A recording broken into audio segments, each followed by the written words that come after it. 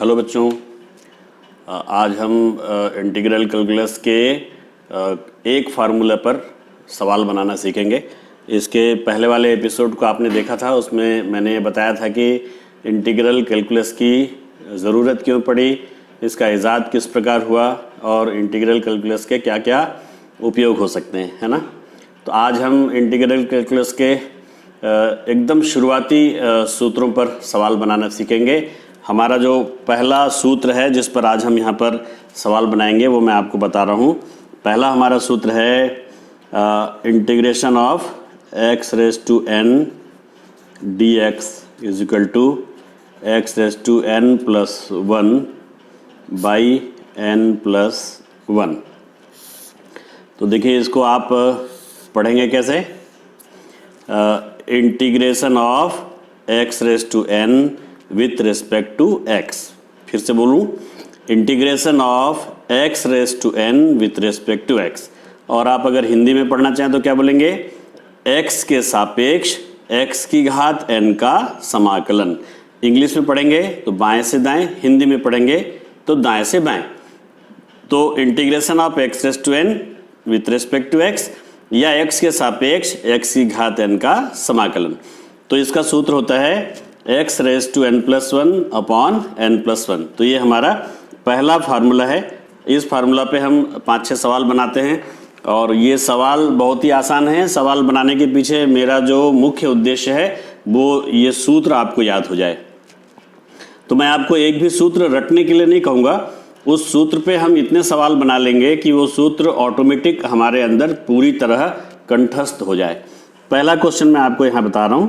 पहला question, integration of x square dx, मान लीजिए ये आपको निकालना है ना। तो देखिए यहाँ पर इस सूत्र से आप इसका कंपेयर करें तो यहाँ पर n की जगह में कितना है, 2 है। n की जगह में 2 है, तो सीधा सीधा इस सूत्र में आप n की जगह 2 रख दो तो ये उत्तर आ जाएगा। बहुत ही आसान सवाल है। मैं बताया आपको, ये सवाल मैं आपको सिर्फ ये सूत्र याद कराने की दृष्टि से बता रहा हूँ। तो ये सूत्र में आप 2 रख दीजिए। x की घात कितना रखेंगे, n की जगह 2 धन 1 बटे 2 धन 1। ये आपका हो जाएगा x की घात 3 बटे 3। तो एकदम ये बेसिक सवाल है, बिल्कुल आप मत समझना कि ये सवाल परीक्षा में पूछा जाएगा। मैं सिर्फ इस सूत्र को आपको याद कराना चाह रहा हूँ। दूसरा सवाल आप देखिए, integration of x raise to minus 9। अब इस सूत्र से आप इसका कंपेयर करिए तो यहाँ पर n की जगह में कितना है, -9 है। तो आप सिंपल इस फार्मूले में n के जगह पे -9 रख दीजिए। तो आप क्या रखेंगे, x raise to -9 plus 1 upon -9 plus 1। तो ये आपका क्या हो जाएगा, x रेज़ टू -8 अपॉन -8, या आप इसको लिख सकते हैं -1/8 x रेज़ टू 8। तो फिर से मैं आपको फार्मूला रिपीट करूं, x रेज़ टू n का इंटीग्रेशन क्या होता है, x raise to n plus 1 by n plus 1। चलिए 1-2 सवाल और अपन देखते हैं। खाली सवाल हम इसलिए बना रहे हैं यहाँ पर ताकि फार्मूला आपको याद हो जाए। मैं फिर से आपको फार्मूला लिख के दिखा दूँ। x रेज़ टू n का इंटीग्रेशन x के सापेक्ष, integration of x raise to n with respect to x is equal to x raise to n plus 1 upon n plus 1। आपको याद हो जाएगा फार्मूला बिल्कुल। तीसरा प्रश्न हम देखते हैं इसी फार्मूला पे, 4th रूट ऑफ x, इसको अपन हिंदी में करनी 4 भी बोलते हैं, है ना। तो इसका अगर अपने को करना है इंटीग्रेशन तो आप इसको पहले घात के रूप में, पावर के रूप में आप लिख दीजिए करनी 4, 4th रूट ऑफ x मतलब x रेज़ टू 1/4। अब अगर इस फार्मूला से आप इसको कंपेयर करेंगे तो n की जगह में क्या है, यहाँ पर 1/4 है। तो आप सिंपल फार्मूला लग दीजिए, x रेज़ टू आपका क्या हो जाएगा, ये इंटीग्रेशन का निशान अब हट जाएगा यहाँ से क्योंकि हम यहाँ पर अब सूत्र लगाने जा रहे हैं। तो ये हो जाएगा आपका क्या है, x raise to 1/4 plus 1 by 1/4 plus 1। तो हो जाएगा x⁴/5/4 बाई 5/4, तो ये हो जाएगा आपका 4/5 x⁵5/4। तो ये बहुत ही सिंपल फार्मूला है। x⁴n इंटीग्रेशन अगर आप करेंगे तो आएगा x⁴n+1/n+1। ये एक फार्मूला है, पूरा इंटीग्रल कैलकुलस ख़त्म होते तक ये फार्मूला आपको काम आने वाला है। धीरे धीरे आप ऐसी स्थिति में आ जाएंगे कि आपको फार्मूला लगाने की आवश्यकता नहीं होगी। जब कोई सवाल आप देखेंगे तो तत्काल ये फार्मूला आपके मन में आ जाएगा और आप आंसर डायरेक्ट बता देंगे। चलिए एक आध सवाल और देखते हैं हम। अब ये एक सवाल आया, थोड़ा सा ये सवाल दूसरे प्रकार का है। 5x⁴, ये आपका सवाल है 5x⁴। अब देखिए इस सवाल में आप देखेंगे इस वेरिएबल के साथ एक कांस्टेंट भी है। तो इंटीग्रेशन करते समय अगर किसी वेरिएबल के साथ किसी कांस्टेंट का मल्टीप्लिकेशन हो रहा हो, गुणा हो रहा हो, तो आपको क्या करना है, सबसे पहले आप इस कांस्टेंट को इंटीग्रेशन साइन के बाहर लिख दीजिए। ओके, क्या करना है, मैं फिर से रिपीट करूं। अगर किसी भी चर का किसी अचर के साथ गुणा हो रहा हो, हिंदी में एकदम शुद्ध हम बोल सकते हैं कि किसी भी वेरिएबल का किसी भी कांस्टेंट के साथ मल्टीप्लिकेशन हो रहा हो, तो first of all we have to write the constant out of the integration sign. That means 5 को हमको इसके बाहर रखना पड़ेगा। तो यहाँ पर आपने 5 लिख दिया, अंदर क्या बचेगा, x⁴। अब फिर वही फार्मूला, तो फार्मूला अब आप डायरेक्ट लगाने की हालत में हैं। x⁴n+1/n+1, n के जगह में आपका कितना है, 4 है, तो 4-1/4-1 मतलब क्या हो जाएगा, x⁵5/5। अब ये 5 और 5 क्या हो जाएगा, कैंसिल हो जाएगा, तो बचेगा क्या आपका, 5 बचेगा। x⁵5 आपका आंसर हो जाएगा। एक बात मैं आपको और बता दूं, इंटीग्रेशन करते समय जब आप किसी भी वेरिएबल का इंटीग्रेशन करते हैं तो इंटीग्रेशन करने के बाद, मतलब जब उस वेरिएबल का इंटीग्रेशन हो चुका होता है, तब हमको एक रूल याद रखने की ज़रूरत है, जो अब मैं आपको यहाँ पहले सवाल से रिपीट करता हूँ। देखिए पहले सवाल x² का इंटीग्रेशन आपने निकाला x³/3। तो इंटीग्रेशन ख़त्म करने के बाद अंतिम पद में आपको यहाँ पर एक जोड़ना पड़ता है, कांस्टेंट ऑफ इंटीग्रेशन। ये C मैंने लिखा, क्या बोलते हैं इसको, कांस्टेंट ऑफ इंटीग्रेशन, या इसको हिंदी में बोलते हैं समाकलन नियतांक। अब ये समाकलन नियतांक क्यों लिखा जाता है, इस पर मैं आपको थोड़ी देर बाद बताऊंगा। ये समाकलन नियतांक लिखने की आवश्यकता क्यों है, इसके बारे में आपको ज़रूर समझाऊंगा। अभी मैं यहाँ पर नहीं समझा रहा हूँ, अभी केवल आप ये समझ लीजिए कि इंटीग्रेशन जब समाप्त हो जाए तो आखिरी में आपको जो भी सॉल्यूशन आता है उसके साथ एक इंटीग्रेशन कांस्टेंट ऑफ इंटीग्रेशन यानी समाकलन नियतांक जोड़ना चाहिए। जैसे यहाँ पे मैंने जोड़ दिया, इस सेकंड सवाल में देखिए ये आपका आंसर है, तो यहाँ पे मैंने क्या कर दिया, +3 कांस्टेंट एक जोड़ दिया। वैसे तीसरा सवाल हमने बनाया था, उसका ये आंसर है। ये आंसर भी कंप्लीट कब होगा, जब आप इसमें लास्ट में लिख देंगे +C। वैसे इस सवाल में हमने लिख दिया क्या यहाँ पे +C। तो ये याद रखिए, समाकलन समाप्त होने के बाद आखिरी पद में आपको एक कांस्टेंट जोड़ना होता है, एक नियतांक जोड़ना होता है, जिसको हम समाकलन नियतांक बोलते हैं, या अंग्रेजी में क्या बोलते हैं, कांस्टेंट ऑफ इंटीग्रेशन। तो चलिए अब हम नेक्स्ट सवाल की ओर जाते हैं। ये हमारा 5वां सवाल है। सवाल है देखिए आपका, ax² + bx + c ये dx, इसका आपको इंटीग्रेशन करना है। देखिए ये पहला सवाल है जिसमें आप देख रहे हैं एक से अधिक पदों का योग हो रहा है। यहाँ पर एक से अधिक टर्म है, ओके, इनका आपको यहाँ पर सम दिख रहा है। तो इस प्रकार के सवाल को हल करने के लिए हमको सबसे पहले क्या करना चाहिए, जो ये प्लस चिन्ह के जितने भी पद होंगे उन सारे पदों को हम अलग अलग इंटीग्रेशन के रूप में लिख देते हैं। कहने का आशय ये है कि आप इसको ऐसे अलग अलग लिखेंगे। देखिए पहले आप लिख दिए ax², फिर लिख दिया आपने bx, फिर लिख दिया आपने c। यानी ये एक सवाल का कितना सवाल बन गया आपका, 3 सवाल बन गया। तो जितने भी प्लस वाले टर्म यहाँ पर बीच में होंगे उन सारे टर्म को लेके आप अलग अलग इंटीग्रेशन बना लीजिए। ओके, अब आपको इसके पहले मैं जो नियम बताया था कि अगर कोई कांस्टेंट हो वेरिएबल के साथ तो आपको क्या करना चाहिए, कांस्टेंट को इंटीग्रेशन साइन के बाहर निकाल देना चाहिए। तो यहाँ पर a है, a को आप बाहर निकाल दीजिए तो क्या हो गया आपका a x square D x, यहाँ से आप b निकाल दीजिए तो b एक्स डी एक्स, यहाँ से आप c निकाल दीजिए तो क्या बचा यहाँ पर 1 dx, कुछ नहीं था मतलब 1 है। ओके, अब फिर से वही फार्मूला आप लगा देंगे x raise to n plus 1 by n plus 1। तो a यहाँ पर देखिए x रेस टू क्या हो जाएगा 2 plus 1 by 2 plus 1, x raise to n plus 1 by n plus 1 है ना फार्मूला। फिर मैं रिपीट कर रहा हूँ, देखिए x रेस टू n, इसका जो इंटीग्रेशन होता है क्या होता है x raise to n plus 1 by n plus 1। यहाँ पर क्या है आपका, देखिए x रेस टू 2 यानी n के जगह में 2 है तो सिंपल आप x raise to 2 plus 1 by 2 plus 1 यानी क्या हो जाएगा आपका x रेस टू, डायरेक्ट लिख रहा हूँ मैं 2 प्लस 1 बाई 2 प्लस 1 नहीं लिख के सीधा लिख दे रहा हूँ 3 बाई 3।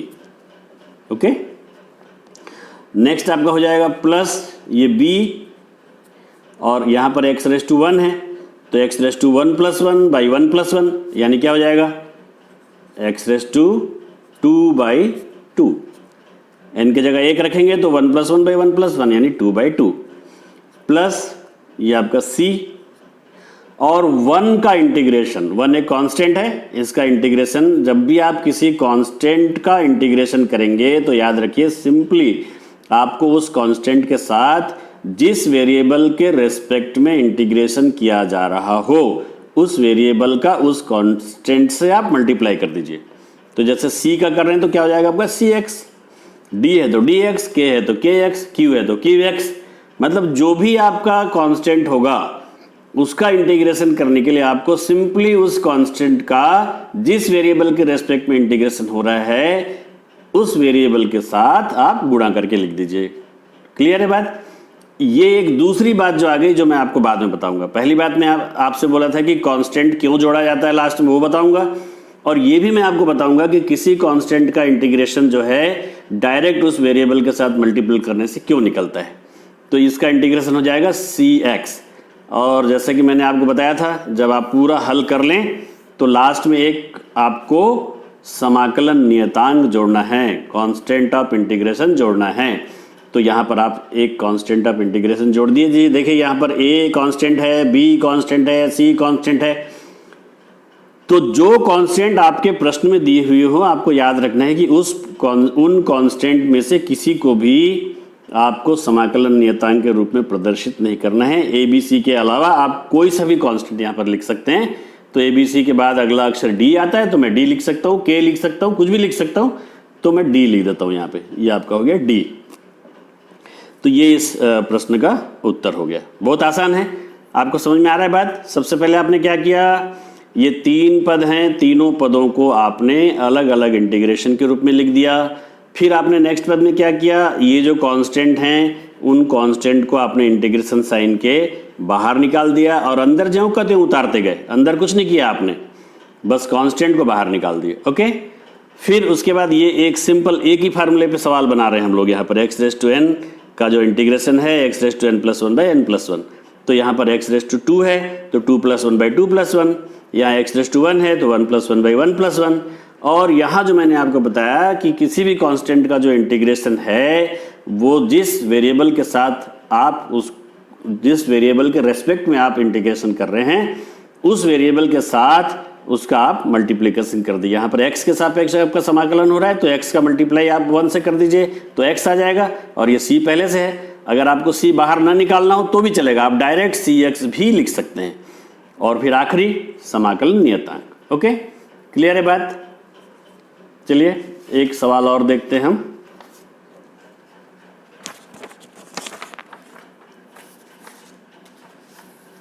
देखिए एक प्रश्न है यहाँ पर, प्रश्न नंबर 6। प्रश्न नंबर 6 मैं आपको बताता हूँ, ध्यान से देखिएगा। 6वां प्रश्न, integration of 3x² +4x + 5/√x। तो देखिए अब थोड़ा सा और अलग, 3 पद हैं और इन तीनों पदों को डिवाइड करता हुआ एक और पद है। ओके, तो सिंपल है वेरी। सबसे पहले आपको क्या करना है, इन तीनों पदों को अलग अलग कर देना है। अब आप जानते हैं 3 अलग अलग पदों के योग का अगर किसी एक संख्या से भाग हो रहा हो तो उसका मतलब है कि इसके साथ भी इसका भाग होगा, इसके साथ भी इसका भाग होगा, इसके साथ भी इसका भाग होगा। तो तीनों को हम अलग कर देते हैं। देखिए कैसे, integration 3x² /√x, okay, dx। दूसरा क्या हो जाएगा आपका 4x /√x dx। और आखिरी आपका हो जाएगा 5/√x और ये dx। तो सबसे पहला हमने काम क्या किया, तीनों पदों को अलग अलग इंटीग्रेशन के रूप में हमने लिख दिया और जो डिनोमिनेटर में है वो डिनोमिनेटर तीनों के साथ अलग अलग आपने लिख दिया। √x यहाँ भी, √x यहाँ भी, √x यहाँ भी। क्लियर है बिल्कुल, कोई डाउट है? नहीं, कोई डाउट नहीं है। चलिए आगे बढ़ें। अब हमने ये बताया था आपको कि जो कांस्टेंट हैं उसको हमेशा हम इंटीग्रेशन साइन के बाहर लिख देते हैं। तो चलिए बाहर लिख देते हैं। ये यहाँ पर 3 बाहर निकाल दीजिए। यहाँ क्या बचा, x²। आप √x को x⁻1/2 लिख दीजिए ताकि आपको सॉल्व करने में दिक्कत ना हो। फिर आप यहाँ से 4 बाहर निकाल दीजिए। ऊपर आपका x है, नीचे आप लिख दीजिए x⁻1/2। फिर आप यहाँ पर 5 बाहर निकाल दीजिए तो 1/x⁻1/2। तो इस पद में हमने क्या किया है, सिंपली कांस्टेंट को बाहर निकाल दिया है और √x के जगह में हमने x⁻1/2 लिख दिया है। क्लियर बात है? अब आगे बढ़ते चलिए। अब इसको सॉल्व करिए। x⁻2 - 1/2, ये 1/2 ऊपर जाके माइनस हो जाएगा। यहाँ लिख दीजिए x⁻1 - 1/2, ये ऊपर चले गया और ये आपका हो जाएगा x⁻−1/2। तो देखिए यहाँ तक आपने कोई इंटीग्रेशन नहीं किया। यहाँ पर आप 9वीं 10वीं में जो घातांक के नियम पढ़ते थे उसी का ही आपने यहाँ पर उपयोग किया है ना। कोई इंटीग्रेशन वाला कोई बहुत बड़ा काम यहाँ पर आपने अभी तक नहीं किया है। बस आप इसको सिंप्लीफाई करते जा रहे हैं। देखिए चौथे पद में आप क्या करेंगे, और एक बार सिंप्लीफाई कर दीजिए। x⁻2 2 2 जब 4 - 1 यानी 3/2। फिर यहाँ पर आप देखिए 2 1 जा 2 - 1 यानी 1/2। और यहाँ तो कुछ करना ही नहीं है आपको, ज्यों का त्यों आप इसको उतार दीजिए। तो यहाँ तक खाली आपने सवाल को सिंप्लीफाई किया है। इसके आगे फिर वही फार्मूला, x⁻n का जो इंटीग्रेशन है वो होता है x⁻n+1/n+1। मुझे लगता है अब तो मैं इतनी बार इस सूत्र को बोल चुका हूँ कि आपको याद हो गया होगा, याद करने की ज़रूरत नहीं पड़ेगी आपको। x⁻n का इंटीग्रेशन x⁻n+1/n+1। ओके, अब यहाँ पर आप फार्मूला लगा दीजिए। देखिए याद रखिए ये सवाल जो है ये इंटीग्रेशन का सवाल है और यहाँ तक आपने इंटीग्रेशन का कोई फार्मूला नहीं लगाया। यहाँ तक आपने केवल इस सवाल को सिंप्लीफाई किया है। अब इसके बाद आप यहाँ पे ये फार्मूला यूज़ करेंगे। ये हो जाएगा 3, हाँ माफ़ कीजिएगा, अब आपका ये इंटीग्रेशन साइन नहीं होगा क्योंकि आप इंटीग्रेशन का फार्मूला यूज़ कर रहे हैं। तो यहाँ हो जाएगा आपका 3x⁻3/2 + 1/3/2 + 1, वही n+1/n+1। फिर ये 4x⁻1/2 + 1/1/2 + 1। फिर ये 5x⁻1/2 + 1/-1/2 + 1। अब ये आ जाएगा आपका 3 इंटू, ये कितना हो जाएगा आपका x⁻, ये 2 1 जा 2 + 3 5/2 5/2। और ये हो जाएगा आपका 4 इंटू x⁻, ये 2 1 जा 2 + 1 3/2 3/2। और ये हो जाएगा आपका 5, ये हो जाएगा आपका 1/2 1/2। एक पद और आपको यहाँ पे लिखना पड़ेगा लास्ट, इसको ऊपर ले जाकर लिख दीजिए। तो क्या हो जाएगा 3 इंटू, ये 2 हो जाएगा इसके साथ, तो ये 2 का यहाँ मल्टीप्लाई होगा तो कितना हो जाएगा 6, और ये 5 ज्यों का त्यों और ये एक्स रेज टू 5/2 और ये प्लस ये 2 का इससे मल्टीप्लाई हो जाएगा तो कितना हो जाएगा 8, 8/3 एक्स रेज टू 3/2 प्लस यहाँ पे क्या हो जाएगा, ये 2 ऊपर चले जाएगा तो क्या आ जाएगा आपका, यहाँ पर एक्स रेज टू होना चाहिए, ये 2 ऊपर चले जाएगा तो 2 पंचे 10, 10 एक्स रेज टू 1/2। और जो मैंने लास्ट में आपको बताया था कि एक कांस्टेंट आपको जोड़ना है तो यहाँ एक कांस्टेंट जोड़ दीजिए, ये आपका हो गया उत्तर। ये एक इंटीग्रेटिंग कांस्टेंट ऑफ इंटीग्रेशन, समाकलन नियतांक आप जो कहें वो मैंने यहाँ पे जोड़ दिया सी, ये उसका उत्तर हो गया। तो इस पूरे सवाल में इस एक लाइन में फार्मूला लगा गया है और इस एक लाइन में फार्मूला लगाने के बाद दूसरे और तीसरे लाइन में फिर आपने घातांक का नियम लगा के उसको जोड़ दिया। तो आपको मैं बता दूं, दिखने में तो लग रहा है कि इंटीग्रेशन का बहुत बड़ा सवाल है, लेकिन आप देखिए इस पूरे सवाल में इंटीग्रेशन का उपयोग कहाँ हुआ है, सिर्फ एक लाइन में। बाकी अगर आप घातांक का नियम पढ़े हैं पहले, 9वीं 10वीं में सब बच्चे पढ़ते हैं, तो देखिए कितना सरल है। समाकलन जो है वो सबसे इजी और सबसे महत्वपूर्ण चैप्टर है जो आपको अनिवार्य रूप से अच्छी प्रैक्टिस आपको करनी चाहिए। और आपको मैं विश्वास दिलाता हूँ, अगर मेरे साथ आप इस इंटीग्रल कैलकुलस के वीडियो को जो मैं बना रहा हूँ यहाँ पर, इसमें लगातार जुड़े रहे तो आपको कुछ भी करने की ज़रूरत नहीं है, सिर्फ इसको आप देखते रहिए, आपको मैं सारे फार्मूले याद करा दूंगा। तो एक सवाल और बताते हैं, आखिरी सवाल मैं बता रहा हूँ आज का। अब तक मुझे लगता है आपको याद हो गया होगा। इन सवालों को बताने का मेरा उद्देश्य केवल एक फार्मूला आपको याद कराने का है और वो फार्मूला है एक्स रेज टू एन का जो इंटीग्रेशन है वो क्या होगा, एक्स रेज टू n+1/n+1। ये जो मैं बार बार बोल रहा हूँ, आप सोच रहे होंगे सर बार बार एक ही फार्मूला को क्यों बोल रहे हैं। मेरे बोलने का सिर्फ एक मतलब है कि फार्मूला आपको बिल्कुल अंदर तक समा जाए। जैसे आपसे कोई आपका नाम पूछता है तो आपको सोचने की जरूरत नहीं पड़ती, सीधे आप बता देते हैं कि मेरा नाम ये है। वैसे ही जब ये सवाल में कहीं पर भी इस फार्मूला का उपयोग होना हो तो आपके दिमाग में तुरंत फार्मूला आ जाना चाहिए। वो तब होगा जब आप एक ही फार्मूला पर आधारित कम से कम 8-10 सवाल बना लेंगे। तो चलिए एक सवाल और बनाते हैं। Integration of x - 1/x whole square. बहुत मैं आपको बताया ना, इंटीग्रेशन का तो नाम है, बाकी तो पूरा आपके घातांक के नियम है बस। अभी देखिए आप इसको सॉल्व करेंगे, क्या हो जाएगा, x² + 1/x² -2। कौन सा फार्मूला लगाया आपने, a - b whole square equal to a² + b² -2ab। ये फार्मूला लगा देंगे तो a² मतलब x², b² मतलब 1/x² और 2ab, a मतलब x, b मतलब 1/x, x कट गया तो बचा क्या आपका 2। Very simple. अब जैसे कि बताया था तीनों पदों को आप अलग अलग लिख दो तो ये हो जाएगा आपका x² dx, फिर क्या हो जाएगा यहाँ पे 1/x² dx, फिर यहाँ पे आपका 2dx। बहुत ही सरल है। अब आप डायरेक्ट फार्मूला लगा दो, x रेज़ टू n+1/n+1। तो यहाँ पर n की जगह 2 है तो आप क्या लिखेंगे, x रेज़ टू 2 + 1/2+1 यानी 3/3। यहाँ x रेज़ टू -2 हो जाएगा तो x रेज़ टू -2+1/-2+1 और ये आपका हो गया 2 बाहर निकालेंगे, अंदर 1 बचेगा, x के साथ उसका मल्टीप्लाई हो जाएगा तो ये हो जाएगा 2x। तो यहाँ पर आप एक ही बात याद रखिए, किसी भी कांस्टेंट का जो इंटीग्रेशन है वो सिंपली उस वेरिएबल से उसका मल्टीप्लाई करने से आ जाता है। 2 का x के सापेक्ष आप इंटीग्रेशन कर रहे हैं तो 2x, y के सापेक्ष करें तो 2y, z के सापेक्ष करें 2z।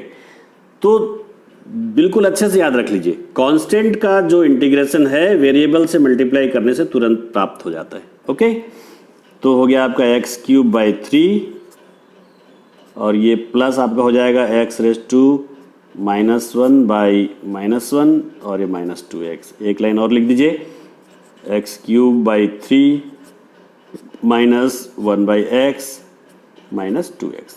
और लास्ट में आपको जोड़ना है, याद रख के, c। तो ये इसका आंसर हो गया। तो एक ही फार्मूला पे हमने आज सवाल बनाया है। धीरे धीरे हम आगे बढ़ते जाएंगे और बहुत सारे ऐसे सवाल आपको मैं बताता चले जाऊंगा जिससे आपको पहले फार्मूले में याद करा दूं, और एक बार जब आपको फार्मूले पूरे याद हो जाएंगे उसके बाद फिर देखिए आपको इंटीग्रेशन के बनाने में इतना मज़ा आएगा कि आप दूसरा कुछ छुएंगे भी नहीं।